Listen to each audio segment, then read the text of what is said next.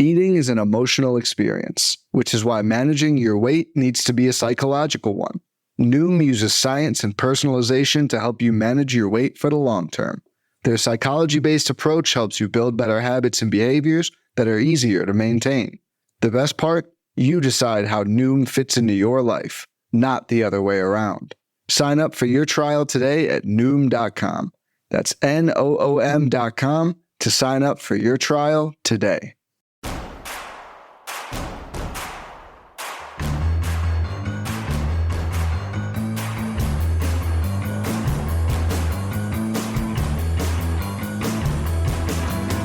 From your favorite source for Chicago White Sox talk, delivering news, interviews, analysis, and more. This is the Sox Machine Podcast with your hosts, Jim Margulis and Josh Nelson. Welcome to a new episode of Sox Machine Live. I'm your host, Josh Nelson, alongside the managing editor of SoxMachine.com. It's Jim Margulis, as we are streaming live this Thursday night on October 12, 2023. We got a lot to talk about as far as some the first offseason rumors, which is not really new for one particular player, but for another player, it's kind of new, as it follows up a conversation that we had during our roundtable discussion with our friends Dan Bernstein and Lawrence Holmes on 670 The Score. So that's going to be a big chunk of the conversation that we'll have. We'll also talk about as far as the MLB postseason, and that's where we'll keep an eye, because as we are currently streaming, the Philadelphia Phillies and the Atlanta Braves will get started in Game 4 of the National League Championship Series. Boy, Jim, is there unnecessary drama about covering that series that has recently came to light today. And we've got an ALCS matchup down in the heart of Texas, a big one. The Texas Rangers, red hot. They have yet to lose a postseason game. We'll be going up against the Houston Astros, who are making their 7th consecutive trip to the American League Championship Series. But Jim, there is nothing bigger in the Chicago White Sox world, baby, than talking about Salvador Perez as a rumor target this offseason. Man, we've been talking about this since the trade deadline, and we poked fun at it, and we've been making a joke like, ha, this is funny, probably isn't going to happen, and then probably will happen. And now we got Bruce Levine at 670 The Score, a day after we were there with Dan Bernstein and Lawrence Holmes, again, joking about how the White Sox were going to be going after Salvador Perez. Our friend James Fegan made the mention of Whit Merrifield, and then a day later, here we are. Sources tell Bruce Levine, yeah, the White Sox are interested in going after Salvador Perez and Whit Merrifield. You wrote about this on SoxMachine.com in your morning column, Jim, but just following up on that, like, how crazy is this idea? It depends on who you deem is crazy. It's perfectly sane and reasonable within the White Sox ecosystem and their preference for former Royals and the way they immediately rushed to jump the market with unimpressive signings. Like we saw that with Adam Eaton, we saw with Mike Clevenger, although Clevenger turned out okay performance-wise. But they always rush to like cut a corner, because they think like they're the ones who figured out the corner to cut before everybody else. And sometimes it works, sometimes it doesn't. But like making your mind up, or like stating your intentions, or even like, you know, maybe not intentions necessarily, but stating your interest in somebody like Whit Merrifield, who really is like worth a 1-year contract or 1 year in a team option or something like that, based on the way he's trending, is really like, you know, it's well within the White Sox, but it doesn't make any sense from like a team that's in the White Sox position of needing to get an interesting roster as quickly as possible. Like Whit Merrifield is not all that interesting. He helps in some regards, hurts in other regards. And he seems like somebody who, if January rolls around and he's the best player available and you have a spot for him, sure, why not? But to try to carve out a spot for him in November is where like it does not make sense. Yeah. So again, this rumor comes from our friends over at 670 The Score, from Bruce Levine. This was assuming James Fegan is not Bruce Levine's source. Yeah, it'd be kind of funny if he was. But let's break this down on just like I want to start with Salvador Perez because there's a line of lunacy here. Like, I know we've been joking about it, Jim, but let's actually break this down. So, in our roundtable discussion, I brought up these numbers. This is the Moneyball math. Again, the White Sox, if they're trying to compete in 2024, you need to build a team that's projected to win 86 games. In order to do that, you need an offense projected to score 775 runs. You need a pitching staff and defense that will only allow 729 runs. So what you need this offseason from where you are in 2023, you need 134 more runs, and on the pitching and defensive side, you need to allow fewer than 112 runs. And if you want to be as good as you were in 2021, boy, you got a lot of work. You need 155 more runs on offense, and you need to allow 205 fewer runs. And the starting point for the White Sox, for those that are watching on YouTube, is just absolutely awful. And we talked about this in previous episodes. This is the worst offense since 1986. This is the first time that the White Sox have had a team on base percentage below 300 since they lowered the mound, right, Jim? 1969 is when they lowered the mound. Yeah. And they had a 291 on base percentage, and they had a 6.3% walk rate. Worst in Major League Baseball. The team approach is absolutely awful. So what I did, for those that are watching on YouTube and for those that are listening to the podcast version, I'll give you the play-by-play. I took Salvador Perez's numbers in 2023, and I added it into the free agent catching market, which I think there are three interesting options, Jim, in the free agent catching market. Texas Rangers catcher Mitch Garver, who's been mostly DH because Jonah Heim is a better defensive catcher than Garver. Gary Sanchez, who kind of had a resurgence with the San Diego Padres this year. And for the Milwaukee Brewers, Victor Caratini. I think those are the three best available free agent catchers. And for those that are watching on YouTube, you have to scroll to the bottom to see where Salvador Perez is. In 140 games last year, Perez was worth negative 0.3 WAR, so that's replacement level. Offensively, he was at 86 weighted runs created plus, so he's below league average at 14%. On base percentage, it was 292 with a 3.3% walk rate. So again, what I just mentioned, Jim, the White Sox had the worst walk rate in Major League Baseball in 2023. This is the worst on-base percentage as a team that they've had since they have lowered the mound to what the level it is now since 1969. And this is a serious rumor that's gone all the way back to the trade deadline when we've heard this murmur. Like, Salvador Perez does not help you in these big needs. And looking at his defense, it continues to decline. His fielding run value, according to StatCast, was negative 8 runs below average. His framing runs above average is actually minus 7 runs. He's one of the worst framing catchers in baseball, and it's been that way. And here's the crazy thing. He has an above average pop time at 1.98 seconds, which is now an important metric with bigger bases, and we're seeing more stolen base attempts in Major League Baseball. But now there's a new stat called caught stealing above average on baseballsavant.com that measures on just how more successful or how less successful catchers are throwing out base runners at second base and third base. And despite having above average pop time, Salvador Perez is minus 2 runs below and caught stealing above average. So I'm wondering if that's a throwing accuracy issue. So we're talking about a 33-year-old catcher, Jim, who offensively may help you in the power department with home runs, but doesn't help you in on-base percentage. And he is one of the worst defensive catchers in Major League Baseball, an area that you must improve upon because Carlos Perez and Corey Lee still struggle defensively for the White Sox. Like,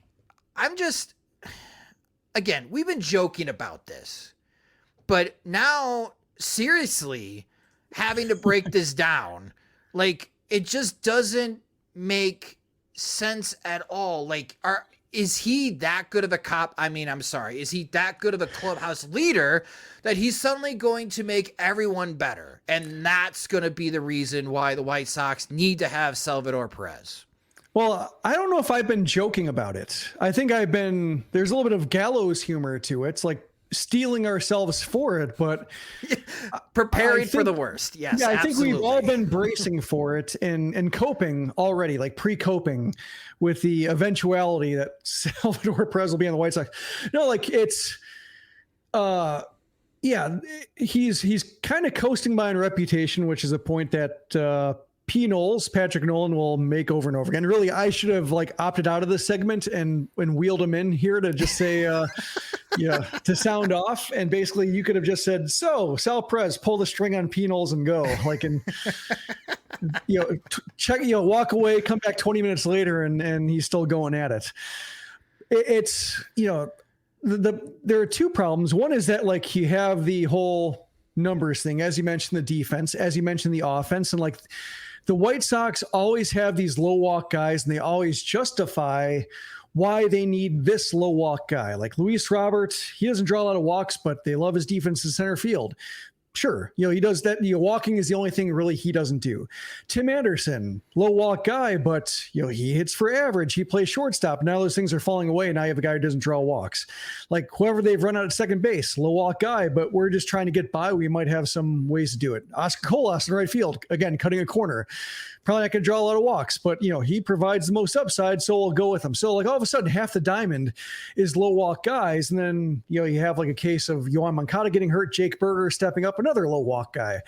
And all of a sudden, you're looking at 5, 6 of your 9 spots being guys who can't draw walks. And so to go from then Yasmani Grandal, one of the few guys with strike zone judgment, to Salvador Perez, who has none, is just all of a sudden, hitting the reset button on your progress towards building a lineup that can help work pitchers over. Defensively, as you mentioned, the numbers are pretty bad, as you would expect for a catcher with that much mileage. And I was kind of distracted by Martin Maldonado because he's been a flashpoint in the Dusty Baker versus Jim Crane versus, is it Dana Brown who's in charge, Jeff Bagwell, whoever's in charge of the front office, actually, because of how Dusty Baker has preferred to divvy up the catching time because Maldonado just, he's another guy, probably more reputation and comfort for pitchers than actually doing things when they have a really good catcher, a young catcher who's really earned the playing time.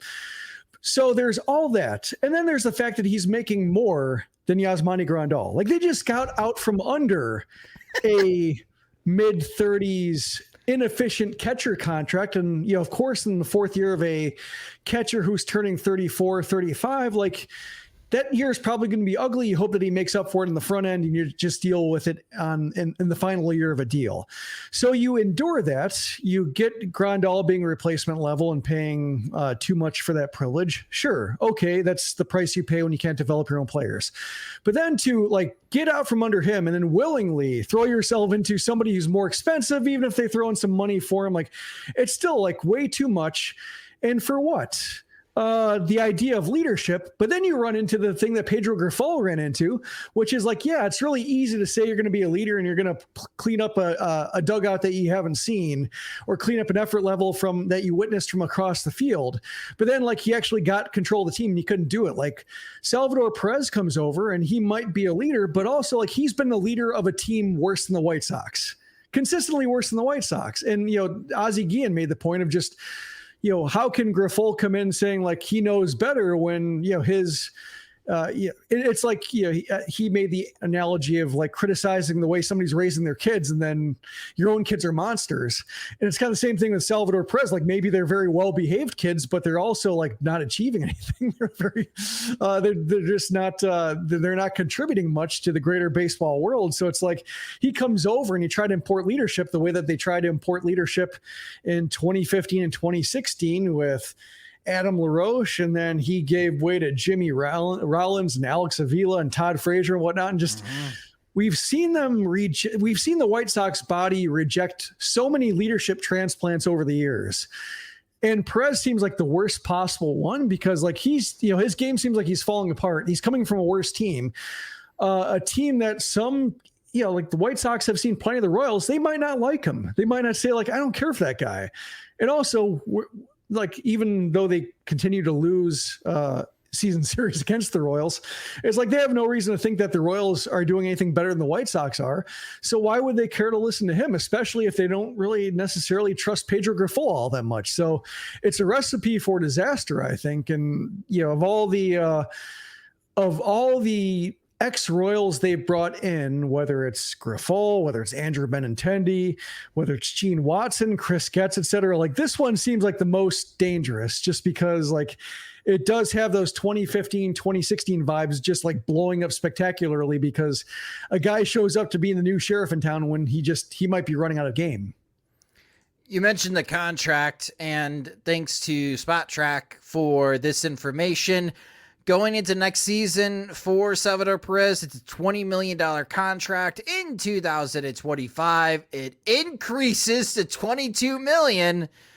And in 2026, there's a $13 million club option or a $2 million buyout. So over the next 3 years, there's $44 million at least guaranteed to Salvador Perez, taking care of his age 34, 35, and possibly age 36 seasons.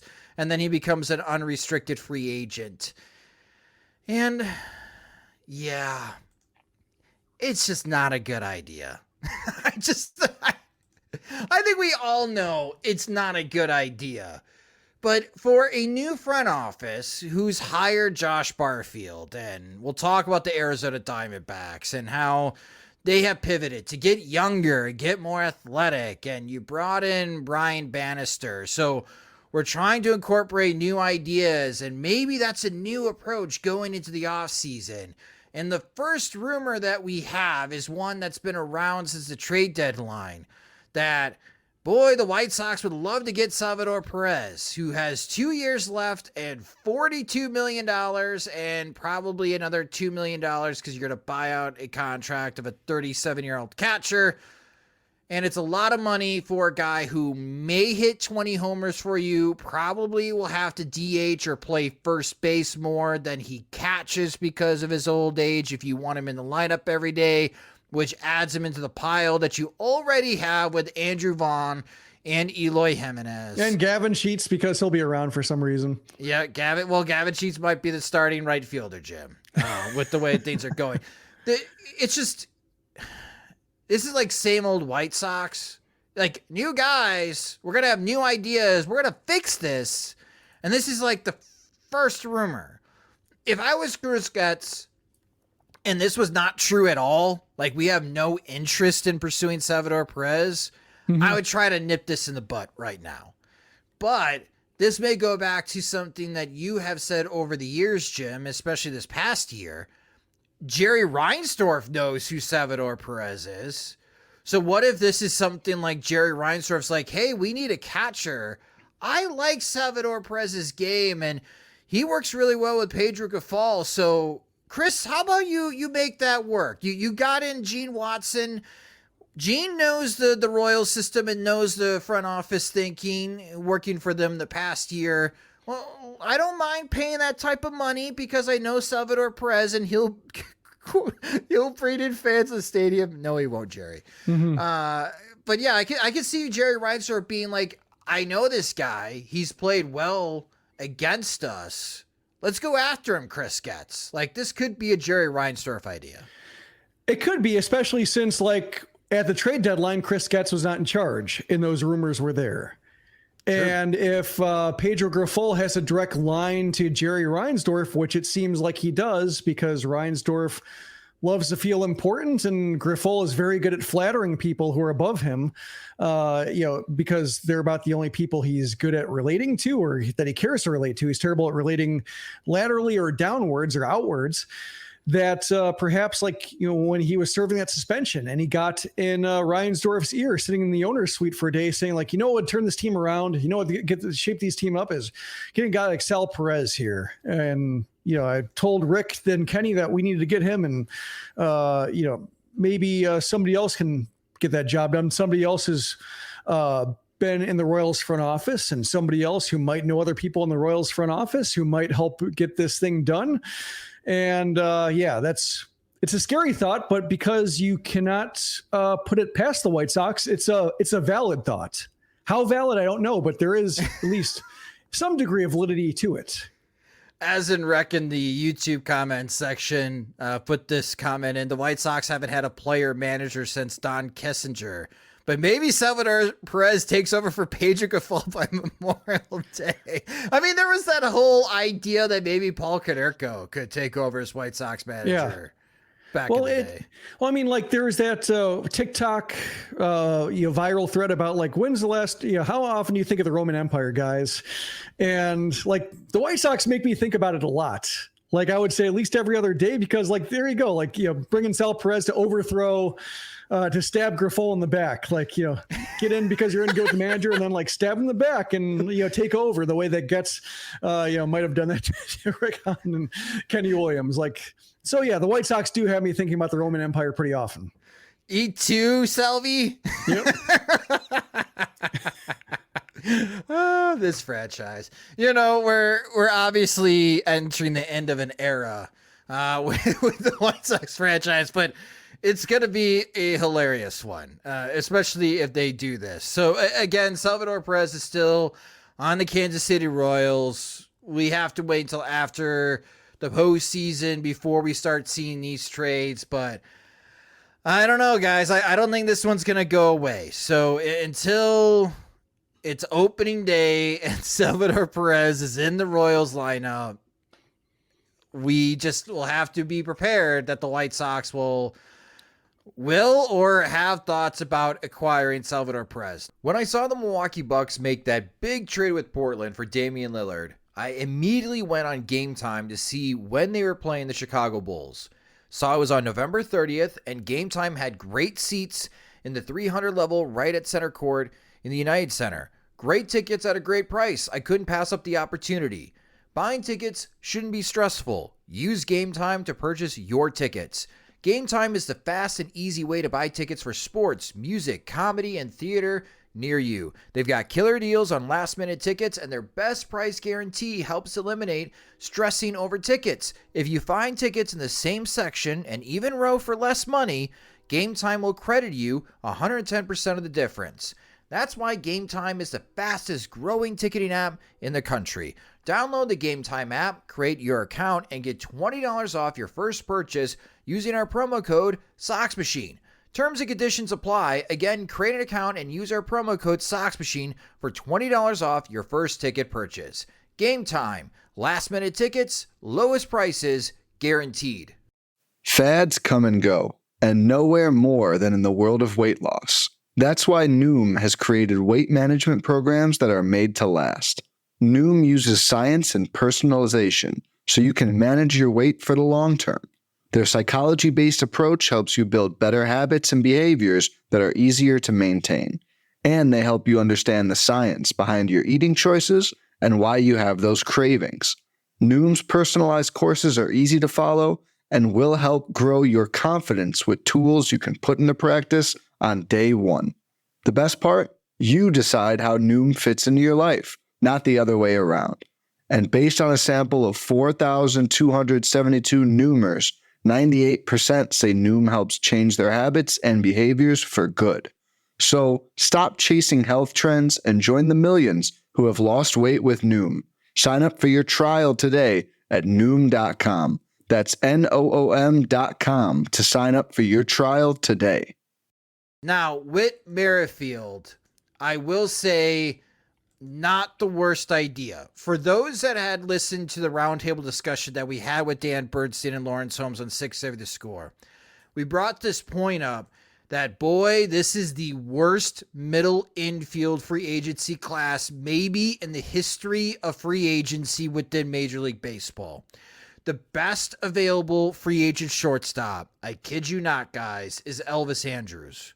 The best available second baseman right now is also Elvis Andrus, unless the Toronto Blue Jays do not pick up the mutual option with Whit Merrifield. So Merrifield's contract situation with the Blue Jays that they acquired from the Kansas City Royals in that trade, it's an $18 million mutual option, or if the Blue Jays opt out of the mutual option, they pay Whit Merrifield $500,000. I give it a 99.99999% chance that the Blue Jays are buying out Whit Merrifield, Jim. So Whit Merrifield will become a free agent. And based on his numbers last year, he played 145 games. He'll be entering his age 35 season. He was worth 1.5 WAR. His weighted runs created plus was 93 as he had a 318 on base percentage. His slugging has dipped. It dipped below 400. It was at 382. His walk rate was at 6.1%. So again, he's not going to help you with the walk rate. He'll help with the strikeout rate. Merrifield only struck out 17% of the time. So he does put the ball in play, very similar to Elvis Andrus. But as far as his fielding run value at second base, he took a step back when he got that playing time for the Blue Jays, as he spent most of the time in the outfield last year, as he was -3 runs below league average at second base. So if you're looking for like a better defensive second baseman, you're probably looking at Elvis Andrus or some other idea, maybe via trade, because the second baseman class is just really bad. But offensively, this is where it's not a terrible idea, because we talked about it with our infield review in our last podcast episode. Second base is a mess for the White Sox. I have serious questions and doubts that Lenyn Sosa, Romy Gonzalez, and Zach Remillard are even major leaguers. So if you're looking to bring somebody from the outside in, someone that may have that has postseason experience and maybe could give you a short-term burst or boost, I should say, and a middle infield spot, it's not the worst idea in the world if you want to sign Whit Merrifield to a 1-year contract. It's just, you have to be careful here that it's not tampering, because he's still part of the Toronto Blue Jays, Jim. The mutual option hasn't been bought out. But this angle makes more sense to me to go after someone like Whit Merrifield and Salvador Perez. It would be very much like the White Sox to tamper with somebody like Whit Merrifield versus like Shohei Ohtani or right out of all the players. Yeah. We're gonna lose a second round draft pick because we tamper with Whit Merrifield. Exactly. Oh, that would be the most. That would be like the best way for Chris Getz to start his first off season would be to tamper for Whit Merrifield. Yeah, it's like, this is where writing about it, I talked about like this is going to break people in two camps of White Sox fans. Either one, like, Whit Merrifield can make some sense. He does some things well, some things don't. You have to worry about whether he's losing too much of his impact contact or where the walk rate will collapse and everything. But, it might work out, especially if you can keep it to 1 year. And then you have people who are like, no Royals, like no more Royals. And I'm more in the latter camp just because I do treat them like an invasive species, that it's just, they just keep spreading and they keep thinking, like they keep enabling each other. And so that's what makes me wary about it. But I get the appeal. Just the problem when it comes to jumping the market is like, there isn't, one thing that scares me about Merrifield, if I shouldn't say scares me, it's overstating it, because like, I don't think the White Sox have enough stakes to play for to be legitimately scared by any 1-year contract. I think it'd just be kind of more annoying, or like bottom could fall out, is like, he was 26 for 36 stealing bases, like caught 10 times with the new base rules and the new pace of play pickoff rules. And like, his efficiency was actually pretty low. So is he losing a step on the base paths? Is that part of his game going to fade on him a little bit? And then like, his exit velocity, like the impact of his contact has really taken a nosedive the past couple of years. So like, is he going to get on base enough to make use of those wheels? Like, it's the whole idea of Pedro Grifol saying like, I want to play a more aggressive game, a more speed-based game. But then like, you actually have to get on base to do that. And you have to like put the ball in the gap to really get your guys running and make outfielders turn around. And like, so it's, to me, that's what, beyond just the Royals tie, the idea that like, he's fast, he can run the bases. Well, can he get on base? Maybe, like average, but it's trending downward. Like, it feels like the White Sox are going to get at him just in time for him to like post a 302 on base percentage. And then he runs into the same problem as everybody else, to where like his speed is mostly good for trotting back to the dugout really quickly. The other thing that kind of concerns me is like, unlike Perez, like Merrifield was not on a winning Royals team. Like, they were 81 and 81 in his first year, and then it was all losing teams. In fact, like the most probably the most prominent dugout moment he was involved in when he was one of the unvaccinated players, one of like 12 or 13, I think, who did not get the vaccine, partially beliefs, but also partially because it was a series before the All-Star break and they're going to Toronto. And yeah, I imagine a lot of players are saying, well, if I don't get the vaccine, then I can get that series off and get an even longer All-Star break. And so so you had like players who weren't vaccinated and players who just might not have like cared enough about playing for the Royals and going to Canada to be like, yeah, I'll take a hit just to get a longer vacation during the season.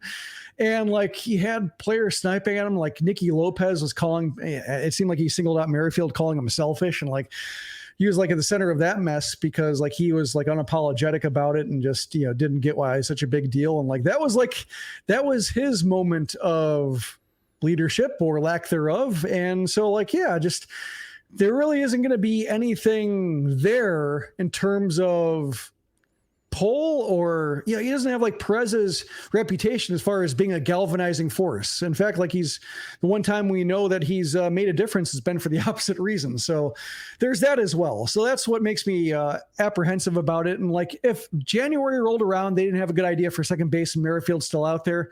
Sure. Like, I don't see any downside in that, but like making him or leaking that he's a possible priority in October when his numbers could very much be like he's ordinary at best right now and might be like below average at best in a year or two.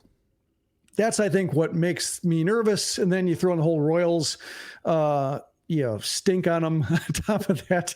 And I don't like the fit right now. We got a super chat for those that are streaming on YouTube from our friend Aloha, Mr. Hand. Have a drink to celebrate Salvi Day. Not yet. It's not Salvi Day yet until the White Sox actually acquire Salvador Perez. But thank you for the super chat. Aloha, Mr. Hand. We also got this comment from Tim. You mentioned jumping the market, and Tim wrote to us, when Bryce Harper and Manny Machado were free agents, the White Sox couldn't be bothered. But with the worst middle infield in free agency history trademarked, the White Sox are going to jump this market. And probably. Again, for those that are watching on the YouTube stream, for those listening to the podcast feed, your best free agent options at second base, Whit Merrifield, if that mutual option gets bought out, Jorge Polanco. We'll see what the Mets want to do. It's just $1 million buyout. I would like Jorge Polanco more than Whit Merrifield as an option because I think offensively Polanco has the best potential to provide instant impact for the White Sox.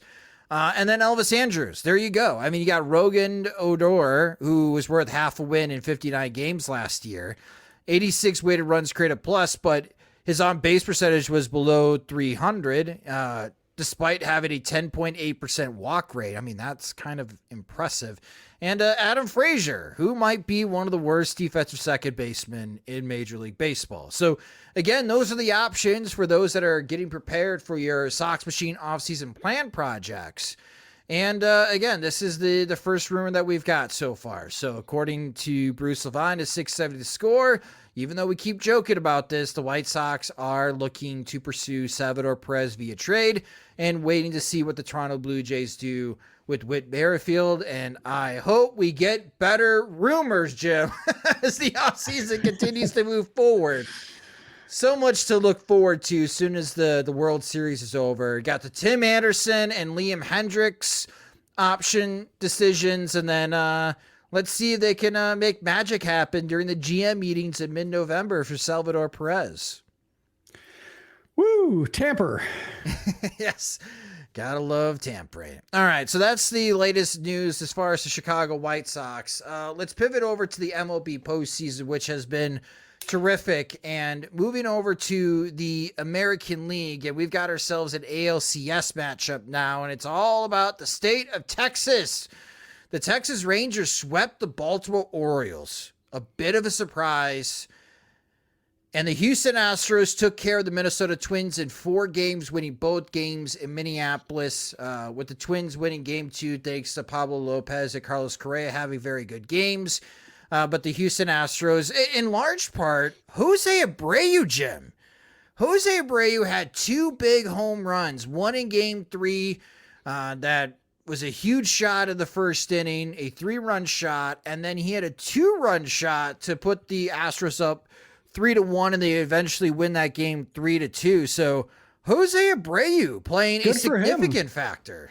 Good for him. He needed moments like this, and you could see that he was really irritated the White Sox weren't allowing to have him. And so, yeah, I'm glad he's making the most of it, even if his regular season was a disappointment. Like, this is why you try to sign with a team like the Astros, because even if you have a disappointing season, if you make up for the postseason, nobody cares, at least until the calendar flips over next year. Like, if he plays a significant role, and even if they, fare poorly in the ALCS and they lose against the Rangers, like if he has a good series, people will be like, oh, he helped us beat the Twins, and a lot will be forgiven. And then you'll go to next year, maybe things will be a little bit better, or maybe he'll just get a little bit older and just be as rickety playing wise. But yeah, nice to see him redeem himself a little bit, because he definitely deserved better than what he'd shown the Astros the first year, and definitely deserved a longer leash based on how much he gave the White Sox, which is not appreciated when you go to a new market.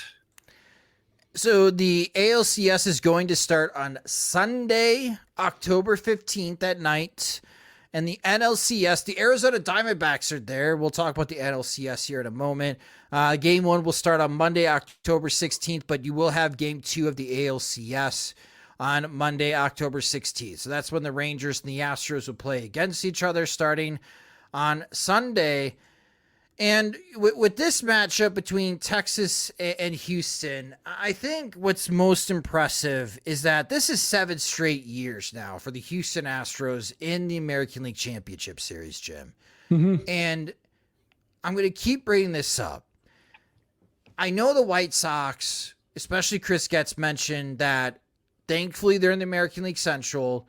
So when they say we're going to build a team to compete, their goal is to win the division and just make the postseason. But there's one part of making the postseason in the American League, and the other part is trying to win the American League pennant. And it is very obvious in the American League, all roads go through Houston. Mm-hmm. You are trying to build a team that could defeat the Houston Astros in a 5 or 7 game series. If you realistically, as an American League team, want to win a World Series, Texas has this task this year, but in future years, Baltimore, Tampa, pretty much every team in the American League East, Seattle if they want to bounce back, the Angels if they ever want to get serious, and whoever wins the American League Central, again, it's one thing to make the postseason, win your division, and show up, fantastic. But if you want to make it the World Series in the American League, you got to build a team to beat the Houston Astros.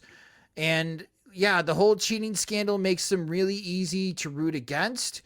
But I find myself respecting the hell out of the Houston Astros, Jim, because even with a whole new front office and new managers, and yeah, you have some of the guys that stayed in Bregman and Altuve, but they've entered new faces into the lineup and into the pitching rotation. They keep doing this. They keep showing up, and here they are just 4 more wins away from winning another American League pennant and going to the World Series. Watching them early in the year when Bregman was really struggling and Altuve was in and out, there was that whole idea of, is this the year the Astros don't get it done? And yeah, I was skeptical of them too, just because the weird power play that was going on with Jim Crane seemingly wanting more of the credit and Jeff Bagwell coming in and seemingly having his thumb on the scale in terms of who stays, who goes, who comes in. It made me a little bit skeptical that they had the same mix of short-term and long-term problem solving that allowed them to be so good. But I think this is where, Rick Hahn, when the White Sox were trying to get it going and, didn't, love to talk about the back of the baseball card and saying well, we still believe in that. And this is what I think it looks like when you have the back of the baseball card, Alex Bregman looking terrible, looking lost for first month at least, maybe going in the second month. And then, he ends up with a 122 OPS plus, more walks than strikeouts, just every bit the top 4 hitter in the lineup that you want to see that gets on base, that drives other people in, and he gets there. Like, and then they have other guys as well. Like Jose Altuve gets banged up, but when he's in the lineup, like he's just as good as he's always been. Like he gravitates towards the back of his baseball card. And then you have like, Kyle Tucker putting it all together, Yordan Alvarez being basically unstoppable when he's healthy. And like, they don't get derailed by injuries the way the White Sox do. Like they might miss some time, they might miss a month, but when they come back, they're good again. And they look like they're no worse for the wear.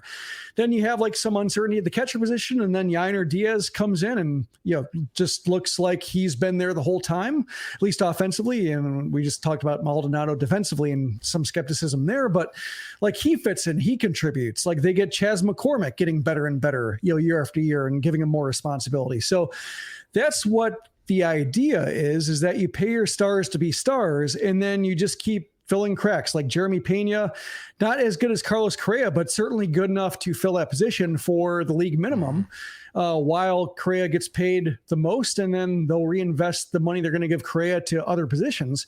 Pitching is maybe like the one area where it did kind of come apart, and they did have to basically pay for Justin Verlander. They were lucky enough that he was available.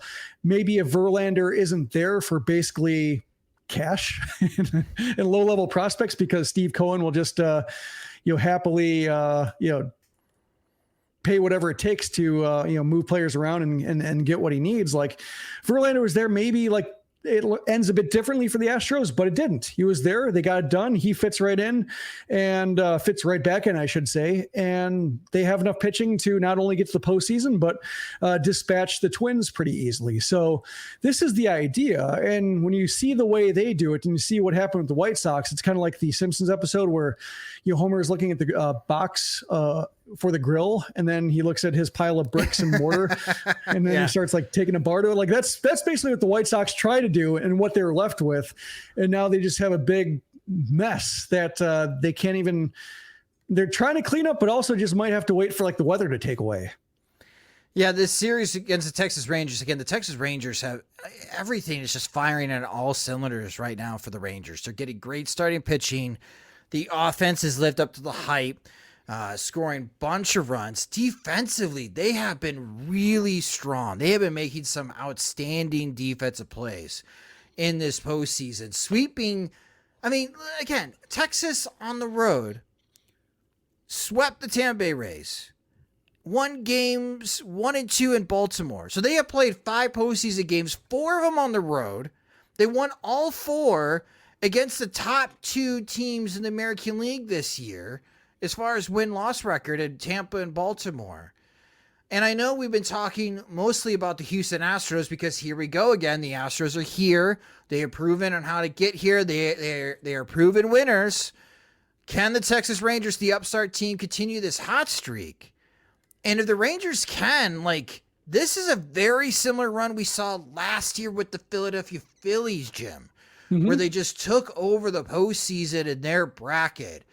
And I cannot wait for this series. This is going to be so entertaining, especially the fan environments. We talked about this before in a previous episode on how home crowd environments can really impact on how the series are played.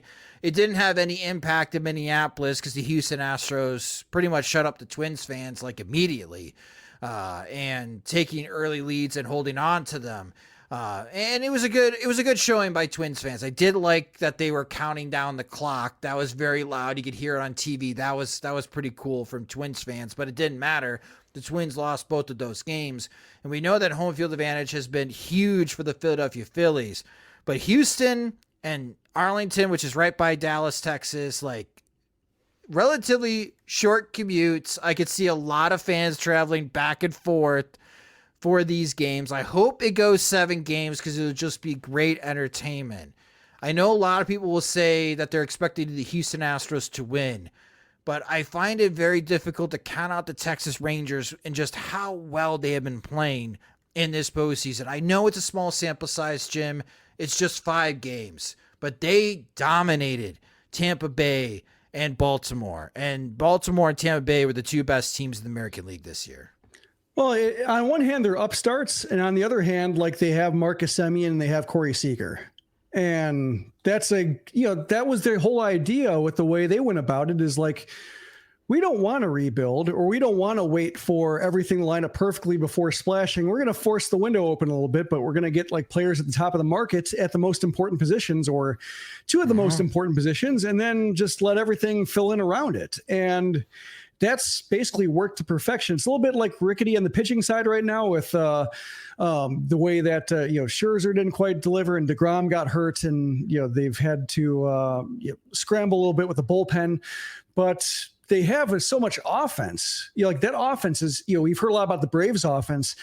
The Rangers have a little bit thinner maybe of a lineup in the outfield, like not quite as stacked, but I mean like the infield, especially Seaman and Seager in the middle, but also like Young is great. Like, Mitch Garver has rediscovered that form with the Twins to give like two dangerous catchers, which you normally don't see.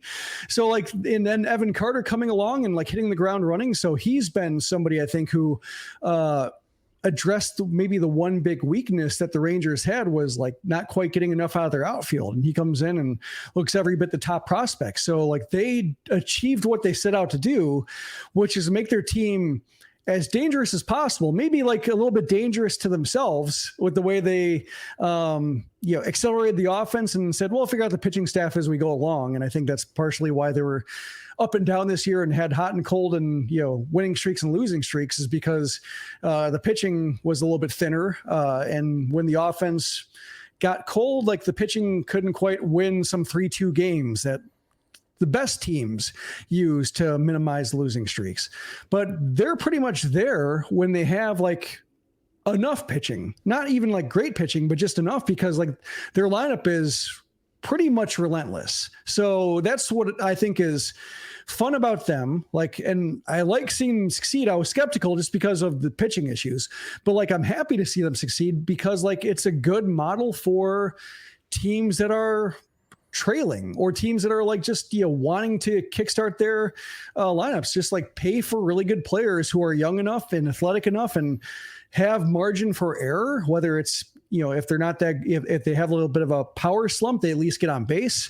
If they lose the strike zone, they at least have power. If they play a premium position, if they have a rough defensively, they can move down the spectrum and still contribute at third base or a corner outfield spot. Like that's I think the whole idea, and it's worked out beautifully for the Rangers because like they still have a lot of homegrown talent that they're mixing in. And like, I think the Padres try the same thing, but also like there's a little bit of AJ Preller going transaction crazy. That's kind of my criticism too of the Mariners, just the way DePoto can't stop making moves and seeking every possible edge, and sometimes loses the plot a little bit in terms of like, is this roster actually like stable enough to win games? And like the Rangers, like they made the big splashes for DeGrom and Seager and Semien, but otherwise they left their good young players alone and let them grow into their roles. And it seems like they've done that.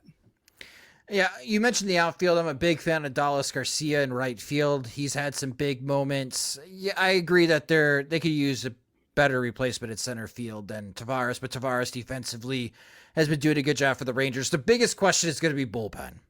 Do they have a bullpen solution for Yordan Alvarez and Kyle Tucker?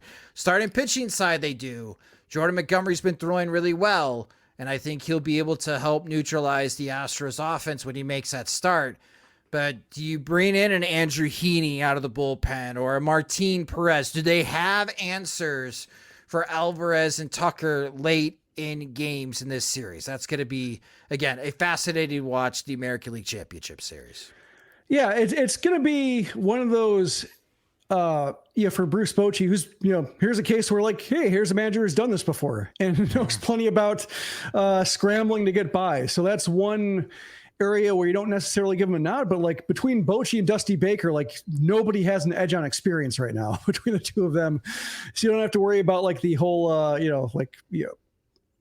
old school versus analytics, the annoying arguments get brought out whenever a pitcher is left a third time through or is pulled before a third time through. Like they're going to get plenty of benefit of the doubt from everybody when it comes to how they handle things. But I think it's going to be a matter of, can the starting pitching hold the plan together well enough to where they don't have to scramble for 6 innings. Like if they have to piece together 4 innings, that's one thing. If they have to like go to the bullpen in the 3rd or 4th inning, day in and day out, that's when I think it could get messy. But if they can hold together for a plan, or even like say if the offense can put together like a couple crooked numbers in the first 4 innings to give their pitching staff a margin for error where every decision won't be under a microscope, then I think you can see them settle into the series a bit. But I think the first couple of games are going to be key, just because if it's a short start, like I'm thinking like Dane Dunning, he's in the mix, and just thinking about like how that went when he started game 3 of the wild card series in 2020 for the White Sox. Just if they have to go to the bullpen that early and they have to do it like the Dodgers did,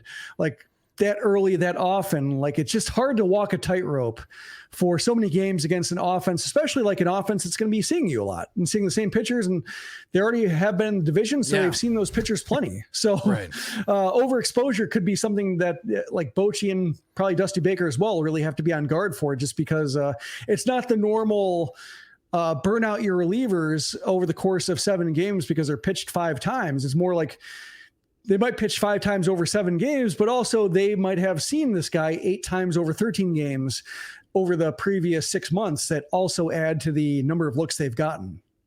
So that's the American League. We'll quickly touch on the National League. Not a complete picture as we are currently streaming, because again, game 4 between the Phillies and Braves is ongoing in Philadelphia, but a shocker. The Arizona Diamondbacks sweeping the Los Angeles Dodgers.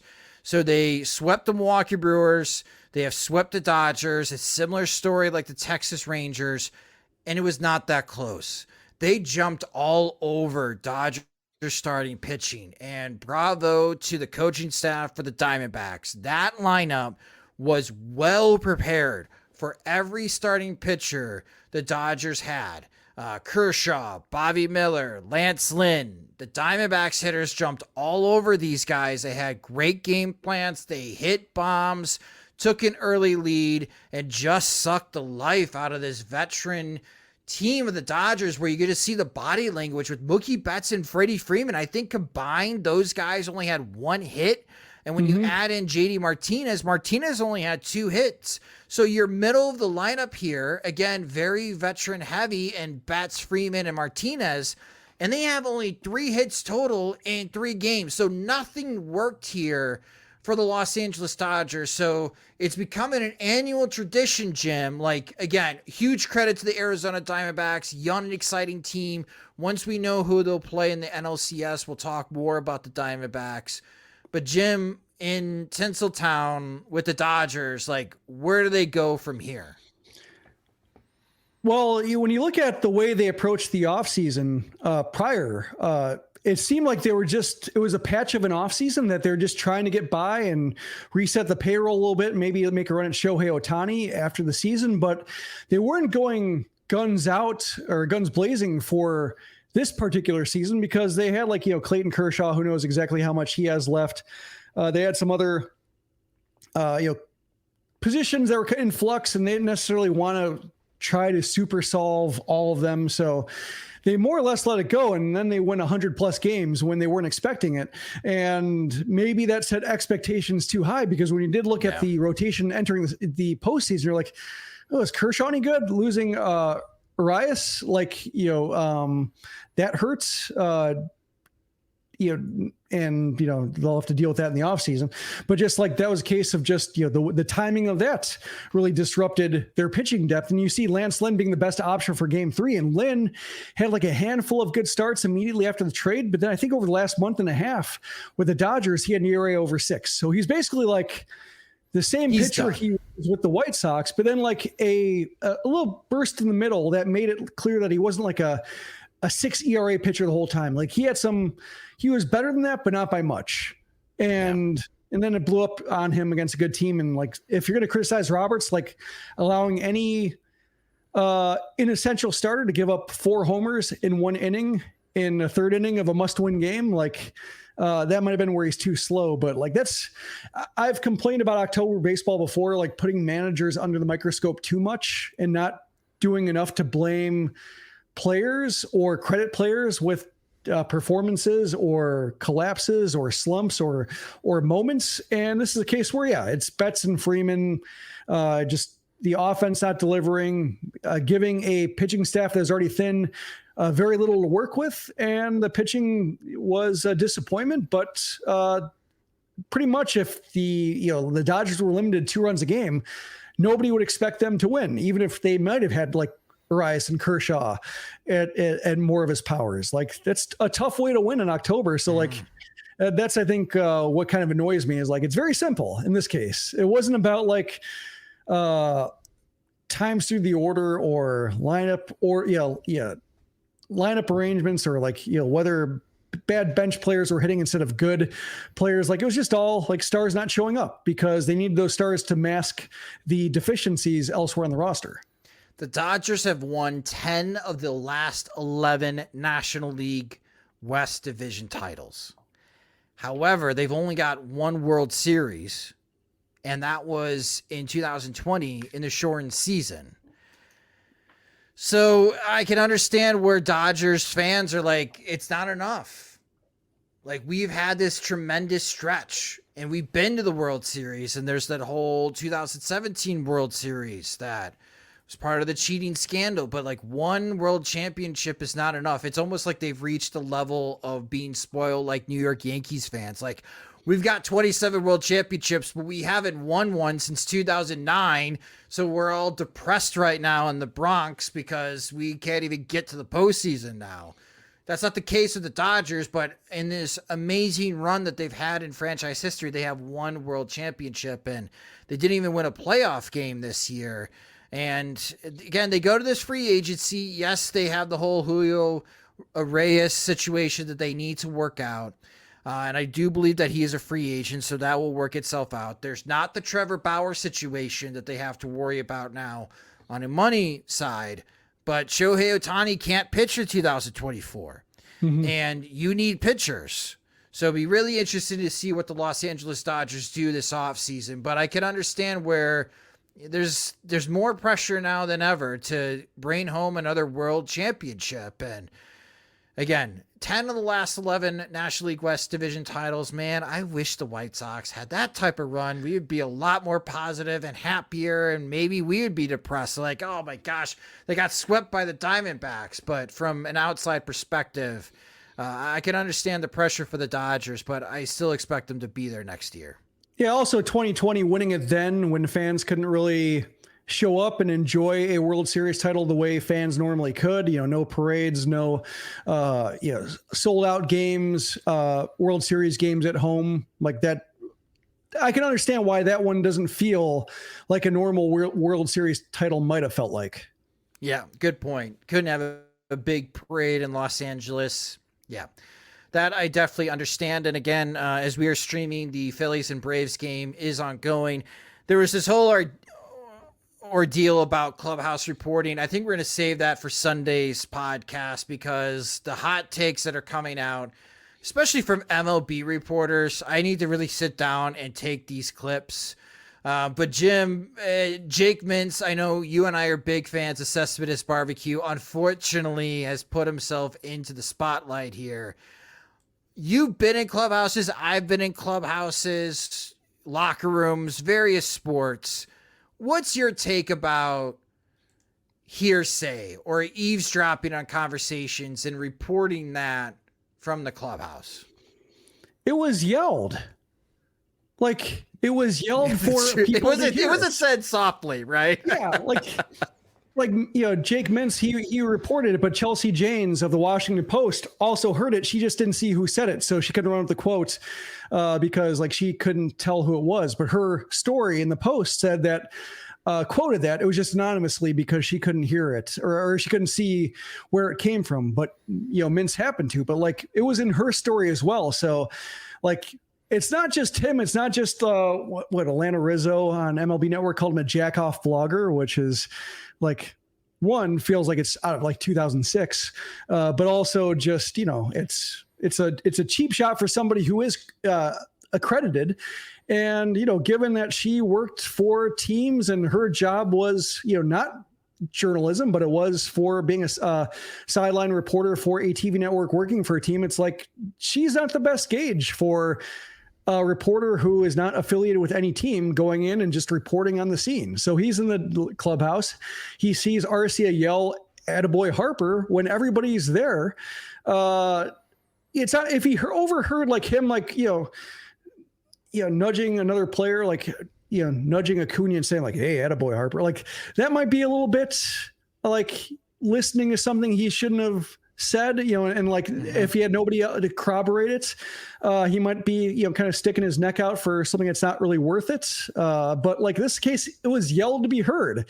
And then the Braves get all mad that, everybody who heard it, you should have, kept it in the Braves clubhouse as if they're beholden to the Braves clubhouse. And the way the Braves handled it is really confusing too, because like they should have just shrugged it off. Like, yeah, I said it, we're happy you made the mistake. He showed us on to game 3 or on to game 4, just like, that's all they had to say was just like, we got him, he got us, it's even.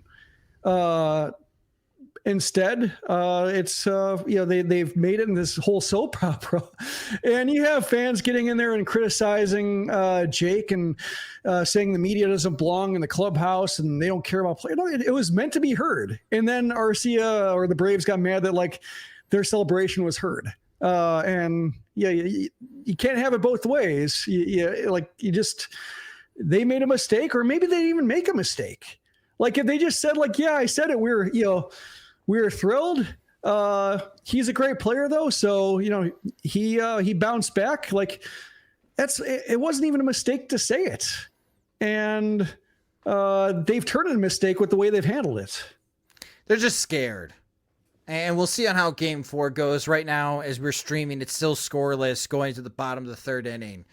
It makes me root for the Phillies now. Like I had the Braves as my World Series champ, and I like looking smart by having them validate it. And I was just hoping for a good series, but now it's just like, man, like the Phillies just, the Braves just have not covered themselves in glory here when it comes to just how sensitive they appear when the stakes are this high, and what was said was so small, and the I guess offense in quotes of reporting it is even smaller than that. It's just dumb. Like it's weak. It is weak, but we'll see on how the rest of the game goes. If Atlanta loses game 4 to the Philadelphia Phillies, it'll be a much bigger topic along with the playoff format. There's going to be a lot of hot takes if the Braves don't beat the Phillies, and especially with how the Dodgers got swept and how the Baltimore Orioles got swept, and people are going to be punching holes everywhere where they can because you don't have the best teams available. But hey, we all know that the MLB postseason could be a crapshoot. And this may be the crappiest of all crapshoots that we have seen, but it has been entertaining and it has been fun. We do not need media blaming media, dumb drama. It's just dumb. Just dumb. But yeah, although it's been a fun, but I mean, all these sweeps and such, like a little bit disappointing in terms of just how many games or how many series is just over so quickly. So I'm hoping the Braves rally, just because this should be a really fun series that goes the limit. But if they do flame out, it's like, good. It's kind of pathetic the way that happened.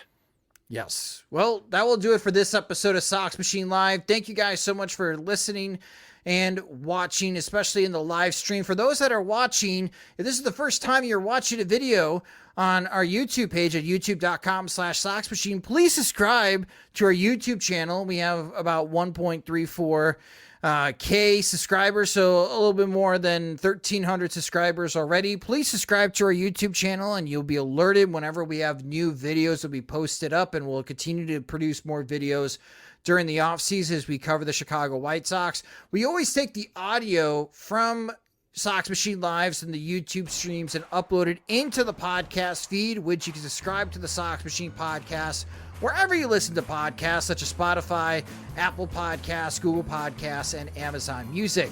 You can follow us on social media. We're on Twitter, or X. Now it's called Instagram, Threads, Blue Sky.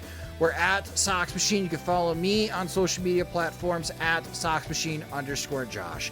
If you enjoy our work and you want more, you can get more by becoming a Patreon supporter at patreon.com/SoxMachine, where our Patreon supporters get exclusive content, and they also receive ad-free versions of both the podcast and the website. Monthly plans start at $2, or you can save with an annual subscription. Again, sign up at patreon.com/SoxMachine. Sox Machine Live is a production of SoxMachine.com, your home for all things Chicago White Sox baseball and part of the Blue Wire Podcast Network. Alongside Jim Margulis, I'm Josh Nelson. Thanks for watching and listening.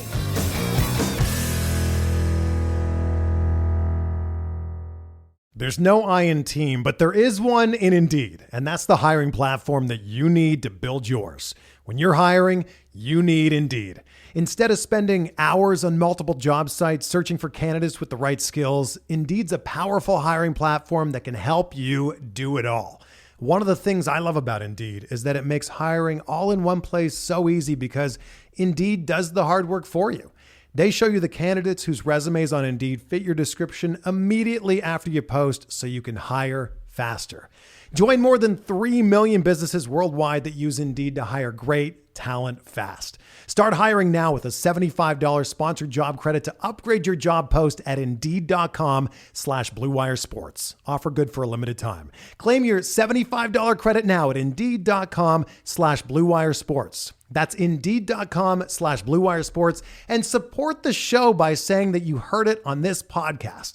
Indeed.com/Blue Wire Sports. Terms and conditions apply. Need to hire? You need Indeed.